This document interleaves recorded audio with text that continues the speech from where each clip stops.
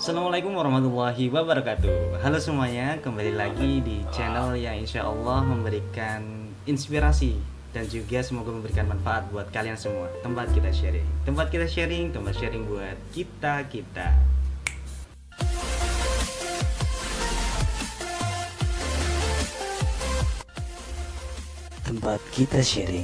Tempat sharing buat kita.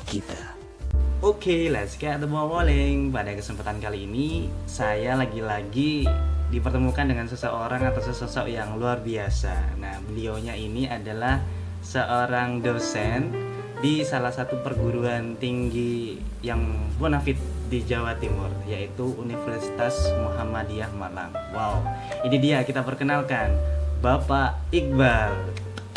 Ya. Assalamualaikum. Masih Pak atas undangannya. Siap.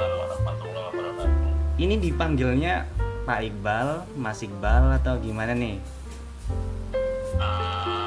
Boleh Pak, boleh Mas. Manut dengan MC yang biasanya kalau di kampus ini biasanya dipanggil Pak Dilan ya, kebetulan ada Pak Iqbal. Astaga.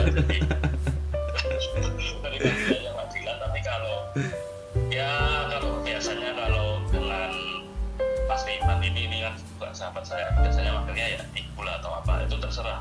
Saya kembalikan lagi ke Bapak MC untuk enaknya seperti apa. Nih tapi kalau dipanggil yang aneh-aneh nih, khawatirnya kalau ada viewersnya dari mahasiswanya Mas Iqbal ini gimana? Aku panggil Mas Iqbal aja ya? Gimana? Ya boleh Mas Iqbal aja. Oke, siap. Oke Mas Iqbal, buat ice breaking, buat perkenalan, bisa diceritakan nggak sih sekarang Mas Iqbal tuh kesibukannya apa kayak gitu? Ya, sekilas profil tentang Mas Iqbal. Oke, ya terima kasih Mas Iqbal. Alhamdulillah syukurillah. Jadi selama kurang lebih 3 tahun ini saya disibukkan di Universitas Muhammadiyah Malang sebagai dosen pengajar di prodi manajemen ya. Jadi di sini saya kebetulan sedikit dulunya saya kan SDM, waktu mungkin Mas Ivan juga sering dengar kalau saya risetnya banyak SDM, tapi untuk kali ini saya kebanyakan di UMM ini kebetulan disuruh membantu dan disuruh memahami untuk manajemen operasional. Jadi ini sesuatu yang baru buat saya dan mau nggak mau saya juga belajar lagi karena dosen itu kan harus belajar terus ya, tidak akan pernah berhenti untuk mengupdate ilmu dan mengembangkan diri seperti itu. Jadi ya itu kesibukan saya, ya tridharma perguruan tinggi, tapi kalau di Muhammadiyah kita kan harus catur dharma ya, salah satunya adalah al-Islam dan kemuhammadiyahan yang menjadi salah satu poin yang harus dikembangkan dalam diri kita juga, seperti itu Mas. Oh, ada tambahan berarti ya? Iya, ada tambahan, itu catur dharma itu tadi. Wow, keren. Al-Islam dan kemuhammadiyahan seperti itu. Siap. Ngomong-ngomong nih, sekarang kan udah jadi dosen, berarti sudah melalui fase sekolah di S2 gitu ya. Dulu pertama-tama tujuan kuliah S2 itu apa, Mas Iqbal? Sebenarnya tujuan kuliah S2 ya sedikit bercanda ya mungkin, atau sedikit menyampaikan mungkin ya. Dulu kan S1 pasti kan sulit ya cari pekerjaan, daripada kita tidak tahu harus mengupdate pada apa bidang apa lagi. Akhirnya kepikiran, terlintas pikir untuk bagaimana kalau nyoba S2 sih ya, gitu. Sempat ada advice gimana kalau di UB, bagaimana kalau di UNER kayak gitu. Lalu kebetulan orang tua dan adik itu ada di Surabaya, jadi udah kamu berangkat ke Surabaya aja sekalian turunnya di UB biar sendiri gitu. Akhirnya ambillah kuliah S2 di Universitas Erlangga yang kebetulan kalau dulu kalau belum bekerja kan tidak bisa diterima di MM UNER ya Mas Ivan ya, terus sekali ya dia. Akhirnya saya memilih MSM UNER sebagai pilihan saya, seperti itu, yang lebih arahnya cenderung ke keilmuan. Sangat bermanfaat sekali apa yang sudah saya pelajari di manajemen ini. Selain kita matang dalam bidang ilmuwan ya, walaupun perubahan dari S1 yang mungkin sedikit lebih santai ke S2 yang lebih belajarnya lebih ke ilmuannya lebih kuat kayak gitu, itu juga berubah habit kita dalam belajar dan akhirnya secara nggak langsung kita harus menyesuaikan apa yang sudah ada di depan kita ya. Jangan apa yang di depan kita menyesuaikan kita, tapi kita menyesuaikan dengan keadaan gitu. Itulah yang membuat akhirnya lulus dan bisa sampai sejauh ini dalam berproses kehidupan juga seperti itu. Masya Allah. Terutama di dunia pendidikan ya. Jadi jangan kita yang memaksa untuk keadaan yang menyesuaikan kita, tapi kita yang harus menyesuaikan dengan keadaan. Wah, ini salah satu quote di awal nih. Jadi berproses, waktu kita berproses berarti kita yang harus beradaptasi atau menyesuaikan diri dengan keadaan gitu ya, Mas Iqbal ya. Iya betul. Ya betul sekali Mas. Betul sekali. Siap. Kalau kita apa namanya keadaan masa kita ya nggak akan pernah bisa karena selalu berubah-ubah ya. Jadi bagaimanapun kita harus yang menyesuaikan dengan keadaan gitu. Yap. Keren. Ya kayak apa ya? Sekarang kan banyak istilah yang termasuk ada VUCA itu ya, VUCA itu ya, era VUCA yang volatile, uncertain, kemudian ada kompleks dan juga ambiguitasnya itu tinggi ya. Kita harus bisa menyesuaikan diri dengan lingkungan yang terus dinamis gitu ya Mas Iqbal ya. Iya benar apalagi ya daerah pandemi seperti saat ini banyak sekali perubahan yang mulai yang kita nggak bisa melihat mahasiswa fisiknya seperti apa terus. Penting ya melihat fisik mahasiswa itu penting ya.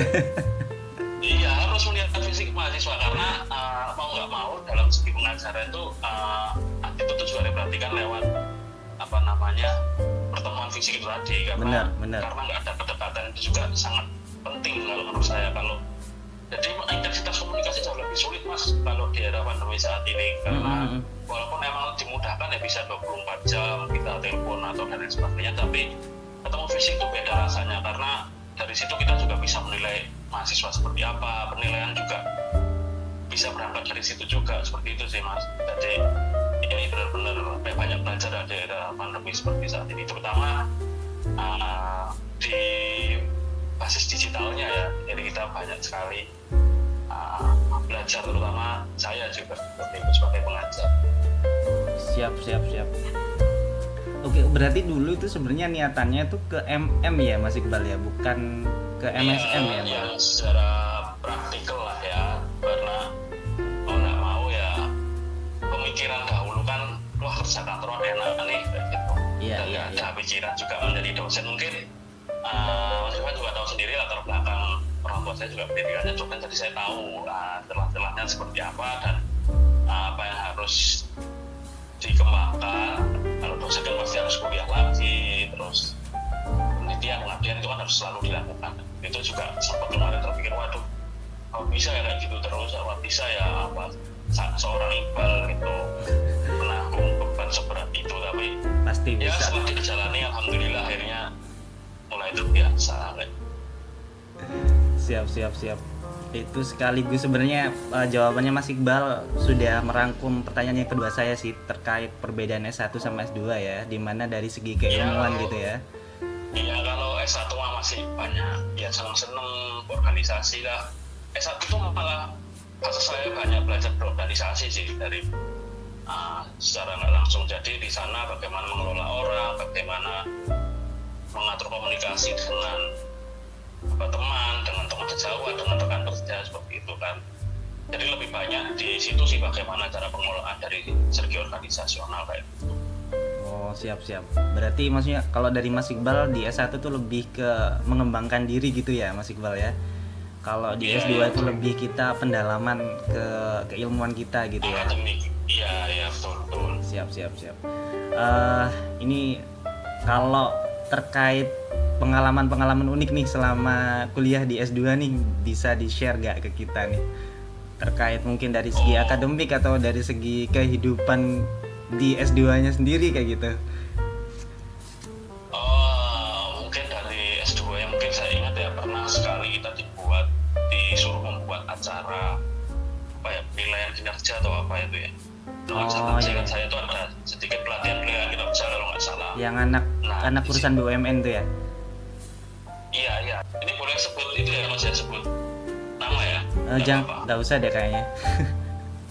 Ada salah satu pengajar yang meminta kami untuk membuat pelatihan kinerja. Jadi dari situ kami mengarrange bagaimana membuat pelatihan. Padahal dari satu sisi kami itu dari mahasiswa MSM waktu itu benar-benar kurang pengalaman ya, dan kebetulan juga targetnya juga diminta tinggi, tapi syukur alhamdulillah akhirnya bisa berjalan dengan lancar, walaupun ya sedikit ada kekurangan di sana sini, tapi alhamdulillah lah bisa berjalan dengan lancar. Dan kebetulan juga ya waktu dulu kan mungkin tidak ekonomi ya kan masih sedikit sulit ya untuk mencari pemasukan dan lain sebagainya. Mungkin tahu sendiri lah ya pengalaman zaman kuliah itu. Jadi alhamdulillah lah bisa dibuat ya makan di McD 2 kali bisa lah gitu. Jadi atau makan di warung yang enak kan lah itu 2 kali bisa lah. Jadi itu yang membuat yang menurut saya itu terkesan, dan itu banyak pengembangan juga dari dalam diri saya, terutama bagaimana cara melobi orang, mencari konsumen atau customer dari situ. Jadi itu salah satu momen yang menurut saya sulit untuk dilupakan ya, selain mengerjakan tesis dan lain sebagainya. Kalau tesis sendiri saya kan sempat dalam melakukan tugas akhir ya, dalam 2 tugas akhir skripsi dan tesis, nggak tahu kenapa ya, mungkin pikiran pasti saya mengalami stres yang ya itu bagian dari ujian juga. Kalau menurut saya waktu S1 saya sempat terkena cikunya dan alhamdulillahnya, tapi akhirnya skripsinya juga selesai kayak gitu ya. Kalau S2 ini kemarin itu juga sempat sakit ya, kayak sedikit alergi atau apa gitu loh. Jadi di tangan itu keluar bentol-bentol terus selama pengerjaan tesis itu selama 1 semester ya kalau nggak salah ya. Masih 1 semester ya. Ya 1 semester itu waduh sempat keluar terus, gimana nih, padahal udah diobatin bolak-balik, sampai akhirnya saya bawa ke dokter dan dokternya bilang, loh mas ini kamu stres nih karena kamu mengerjakan tesis gitu. Jadi itu sudah bagian dari kamu, karena mungkin dalam diri saya kekurangan saya itu saya tidak bisa meluapkan apa ya stres atau bagaimana cara saya kesel itu, saya lebih ke fisik ujiannya. Jadi yaitu bentol-bentol dan lain sebagainya, itu yang akhirnya mau nggak mau kan harus diselesaikan. Kalau gitu kan saya tetap bakal garuk-garuk dan keluar bentol itu tadi. Akhirnya ya sudah, waktu selesai alhamdulillah hilang semua penyakit yang ada itu tadi. Siap. Sedikit cerita-cerita lah. Perjuangan di S2. Serunya juga ya kalau waktu kuliah S2 itu ya makan nggak tahu lah rasanya ngalor itu, tapi yang penting makan aja ya gitu ya mas ya. Masih ingat waktu dulu sering beli lalapan di depan gang tuh Pak. Iya. Ya sedikit cerita juga ya Mas Iqbal ya, kita maksudnya dulu memang cukup dekat ya waktu S2. Jadi kadang ya tidurnya kadang di kosannya Mas Iqbal kayak gitu.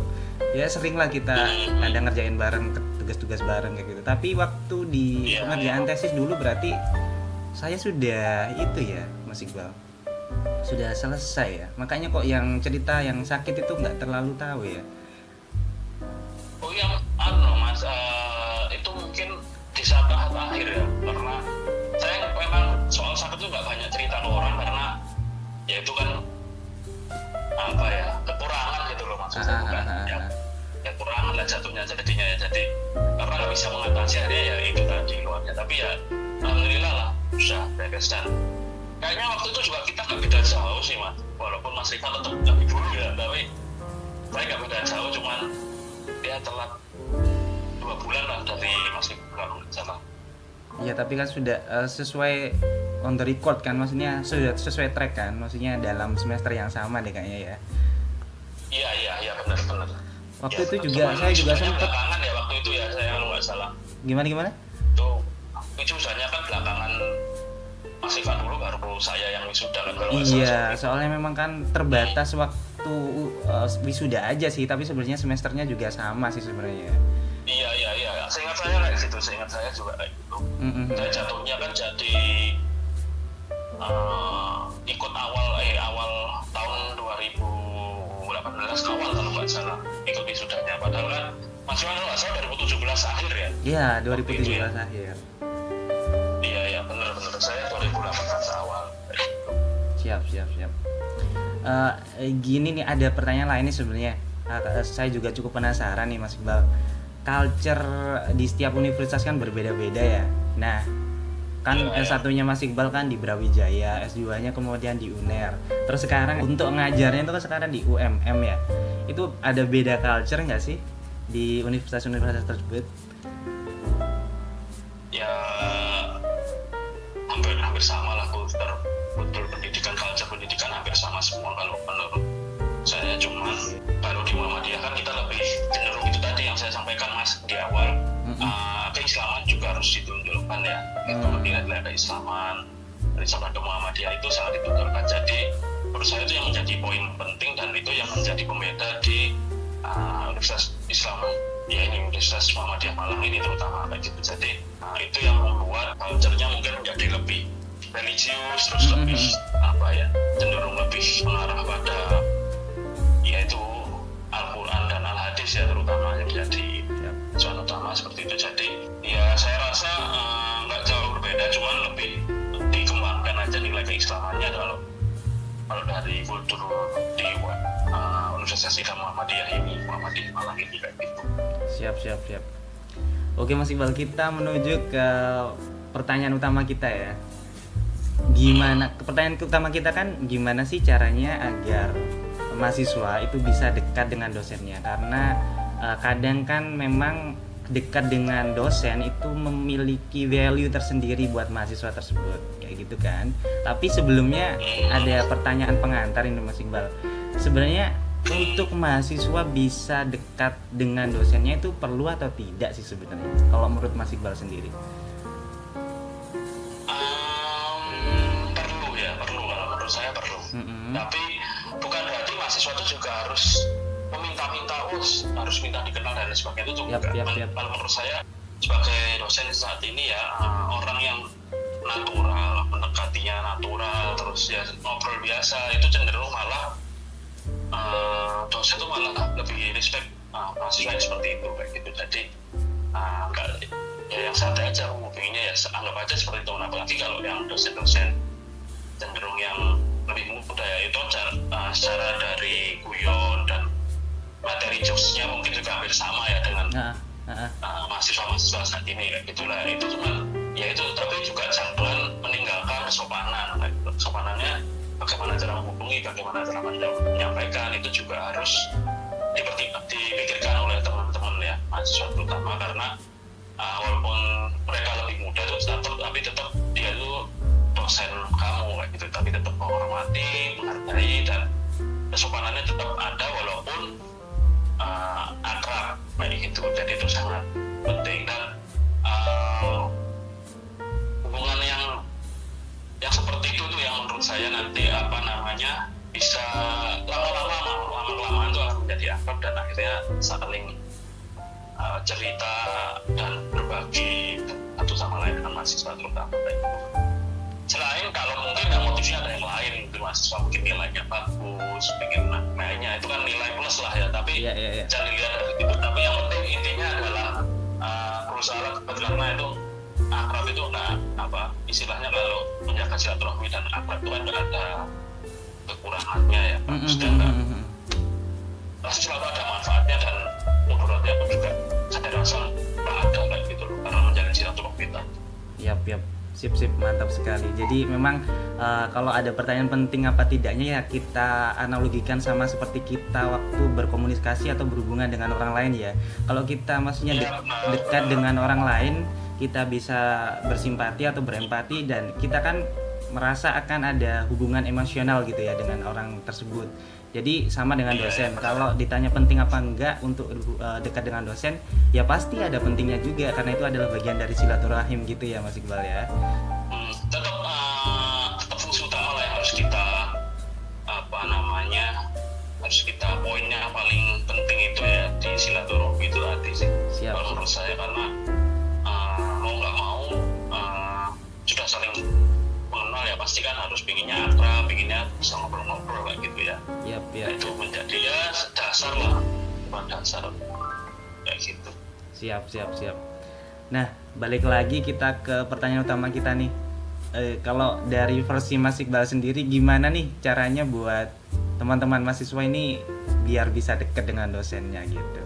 Dulu sih ya kalau saya caranya ya tetap berusaha menunjukkan apa yang kita mampu dan kita bisa ya, terutama pada di kelas, karena first impression dosen itu pasti yang di dalam kelas ya, betul ya Mas ya? Ya benar banget. Dulu waktu kita versi luring itu pasti di dalam kelas, dan kalau di versi daring seperti saat ini, tapi berarti bagaimana cara menyampaikan ketika di dalam kelas, misalnya presentasi dan lain sebagainya. Kalau presentasinya baik, bagaimana cara menyampaikannya baik itu menjadi poin tersendiri bagi dirinya. Pasti paling enggak dosennya itu ingat dengan mahasiswanya tersebut, kayak gitulah. Dari pengingat tersebut itu nanti bisa menjadi salah satu titik balik, mungkin dosen menghubungi atau misalnya terkait dengan penugasan pertama seperti itu nanti harus ya dijalin komunikasinya, terus dibantu kira-kira dosennya untuk apa di dalam kelas itu tetap harus dibantu. Itu menjadi salah satu kegiatan tersendiri, dan mungkin yang menjadi salah satu poin penting dalam komunikasi tersebut itu adalah menjadi ketua kelas. Kayaknya itu keuntungannya menjadi sangat besar ya ketika ujungnya perkuliahan, karena secara nggak langsung ketua kelas itu pasti yang selalu diingat oleh dosen pengajarnya kayak gitu. Itu yang menjadi nanti poin bagaimana mereka mahasiswa tersebut komunikasi dengan dosennya, agar dengan dosennya membangun silaturahmi lah. Dari situ nanti kedekatan terbangun, dan mungkin siapa tahu akhirnya bisa ketemu lagi di semester depannya. Nah kebetulan saya beberapa kali ini ada salah satu mahasiswa saya tuh, dia tuh dapat kelas saya tuh mulai dari semester 2 sampai semester 5 dan sampai semester 6 kebetulan Mas. Wah, lama sekali juga itu. Pernah janjian, dan itu nggak pernah janjian gitu. Kalau saya nggak pernah ngasih tahu kelas saya apa, tapi kebetulan mesti selalu sama waktu dapat kelasnya. Nah itu juga akhirnya membangun kedekatan dengan mahasiswa tersebut kayak gitu. Yap. Ketua kelas sih kalau menurut saya poin utama tuh untuk bisa deket di awal ya. Siap. Selalu diingat kayak gitu. Kalau selain menjadi ketua kelas, yang paling diingat kalau dari Mas Iqbal sendiri itu tipe mahasiswa yang kayak gimana tuh? Maksudnya dalam hal positif ya? Paham. Jadi bagaimana cara menyampaikan Mas di dalam kelas, bagaimana dia membuat presentasi, bagaimana cara dia mengumpulkan tugas. Yang diingat itu pasti dua kan, yang paling baik dan yang paling buruk. Iya benar banget. Yang paling buruk itu pasti sudah tahu sendiri ya, tugasnya gimana, nggak pernah ngumpulin, nilainya seperti apa, itu juga pasti dilihat kayak gitu lah. Kalau saya mesti yang lihat ya tugas yang paling bagus, terus bagaimana dia cara menyampaikan, bagaimana cara dia berkomunikasi dengan temennya. Nah itu menjadi poin sebenarnya juga enak ini kalau misalnya diajak komunikasi enak. Misalnya nanti ada tiba-tiba misalnya ada hadir ya gitu, itu kita bisa minta tolong kayak gitu. Kalau anak-anaknya udah diajak komunikasinya enak, itu bisa dimintai bantuan seperti itu. Siap. Tapi cara penyampaian sih Mas, cara penyampaian komunikasi terus tugasnya itu juga menjadi ya poin utama yang saya lihat juga dari mahasiswa seperti itu. Siap. Oke Mas Iqbal, kayaknya kita cukupkan dulu deh ngobrol kita pada kesempatan kali ini. Semoga ngobrol kita ini bisa memberikan inspirasi dan juga pengetahuan ke teman-teman ya, terutama teman-teman mahasiswa yang lagi mengenyam pendidikan nih, kan kadang bingung ketemu dengan berbagai macam dosen, terus gimana sih caranya biar kita itu bisa deket dengan dosen ini dan lain sebagainya. Tapi memang balik lagi ke personality dosen juga ya Mas Iqbal ya, salah satu poinnya ya. Kadang itu personality dosen itu juga menjadi ya poin utama ya, kan nggak semua dosen grapia misalnya benar. Ya itu tergantung juga mahasiswa bagaimana mereka berusaha menempatkan diri dengan siapa yang diajak komunikasi tadi sih Pak. Ya kayak yang kita sampaikan di awal tadi ya, maksudnya dari Mas Iqbal kan bilang gimana kita caranya buat menyesuaikan ke lingkungan, sama aja kita menyesuaikan ke dosen itu gitu kan. Jadi dosennya tipenya seperti apa, kita harus bisa bisa beradaptasi lah kayak gitu. Ya betul sekali tuh Mas. Jadi ya penting lah itu menurut saya adaptasi itu sekarang menjadi keharusan ya, karena di era komunikasi yang sekarang begitu cepat, perubahan juga sangat cepat sekali ya, terutama di era pandemi seperti saat ini kayak gitu, yang dari luring ke daring, terus akhirnya hybrid itu adalah luring semi daring kayak gitu. Itu kan ya perubahan-perubahan seperti ini tuh yang harus mahasiswa, dosen itu juga ikut berusaha menyesuaikan gitu. Siap Mas Iqbal. Oke Mas Iqbal, terima kasih banyak ya atas kesempatan dan waktunya pada konten kali ini. Semoga bisa memberikan manfaat dan juga inspirasi buat teman-teman ya. Ya, Siap. Kami doakan semoga Mas Iqbal dan juga keluarga senantiasa dalam lindungan, keberkahan, kebaikan dan kesehatan serta kebahagiaan Allah Subhanahu wa taala. Amin amin. amin, amin, amin, amin. Oke, kita tutup dulu konten kali ini dan wassalamualaikum warahmatullahi wabarakatuh. Waalaikumsalam warahmatullahi. Tempat kita sharing, tempat sharing buat kita-kita.